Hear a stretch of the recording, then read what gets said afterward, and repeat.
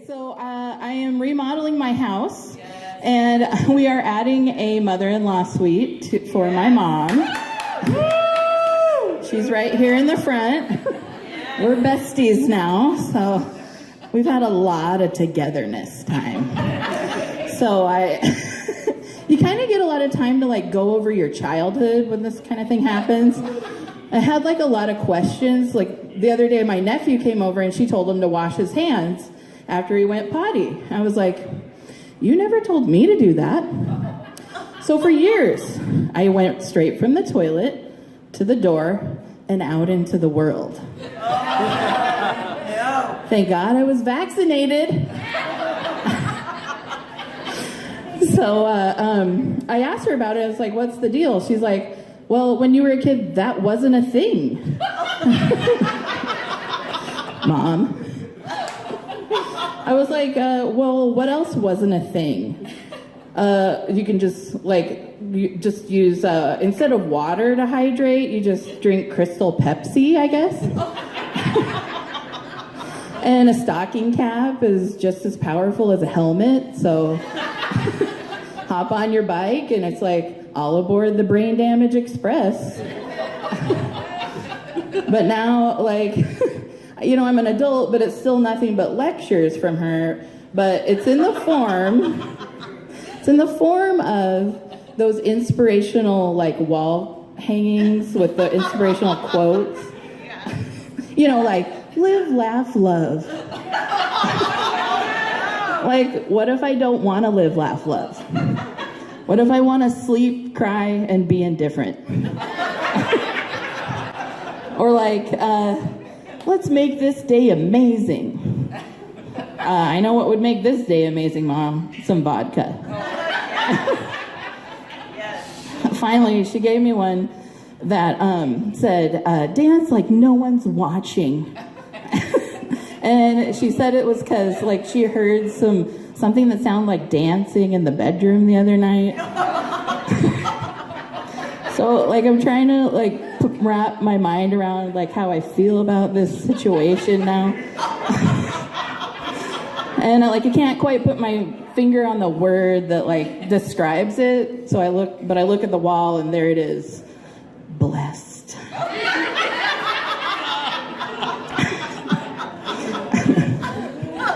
So in real life, I'm a kindergarten teacher, and you don't even know. Don't clap for that. Don't clap for that. I've gotten really tired, so. It's like if you have a balloon bouquet and you're like trying to get it into your car, and like it's like gale force winds coming from the other direction, and you're like, if you've ever done this, if you've ever done this before, you know you have to like be kind of gentle but like aggressive at the same time. And everybody's just like watching like in horror and like excitement at the same time. And you're just like, and they're just like not gonna help you. They're just gonna let you suffer.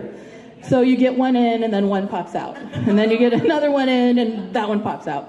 And then somebody pees. That's kindergarten.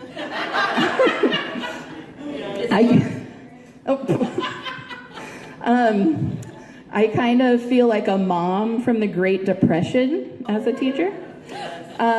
We have such a low budget that you kind of have to MacGyver everything. So like, if you run out of, if the kid runs out of glue at some point, I'm just like, well, you're just gonna have to use your leftover pancake syrup, I guess. And we sharpen the pencils down so low that like you have to hold it with a roach clip. The worst is when we get, instead of Crayola crayons, we get the Rose Art brand, which is essentially the slutty cousin of Crayola. It smears everywhere, and like the wrapper falls off at any kind of whim. And I draw the line though, when the kids try to use it for chapstick, you don't know where that's been. I love kindergartners, but they're kind of like the worst people at a bar. They're like always knocking stuff over and spilling their drink and crying like their wife just left them. They're like, oh, Kylie, she gave the last Play-Doh to Gavin. And I'm like, listen, kid, when you were born, I was knee-deep in my first mortgage and my first hemorrhoid. I've seen a lot of adult doo-doo. Trust me, there's a million Kylies out there. Just in our class, there's Kylie C and Kylie D and Kylie E. Anyway, so I'm giving it up. I finally graduated to second grade. Yes. Woo! It's where they're a little more sober.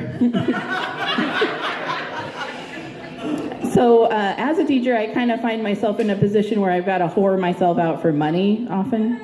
So enter McTeacher's night.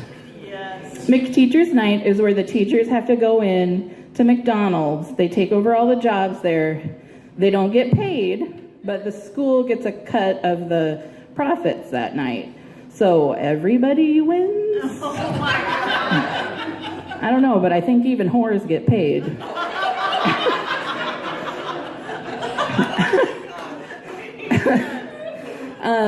It's literally the worst. Like at the last one, I got assigned to like be the handler of the Hamburglar, yes. Like bring him around. It's like essentially my childhood nightmare came true.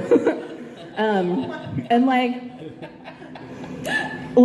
I just am not a fan of dolls that can like walk and have thoughts.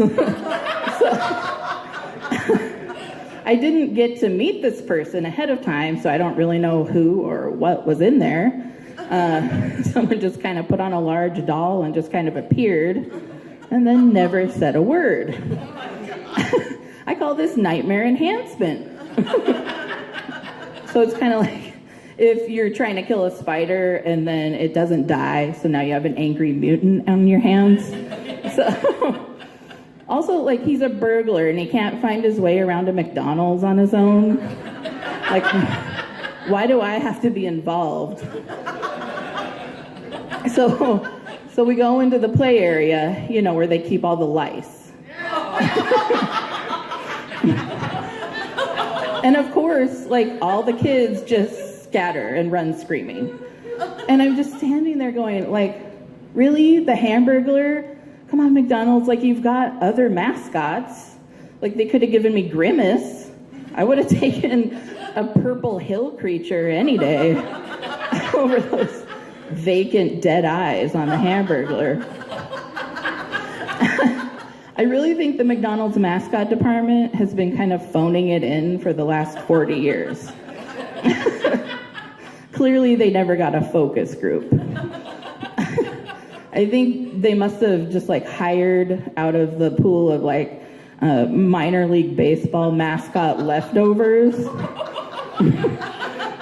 Like, they must have like felt sorry for him. Like, oh, hey, you're too scary to sell snacks at the baseball park, but come on and help us sell shitty fries to children. Thank you guys. That's my time.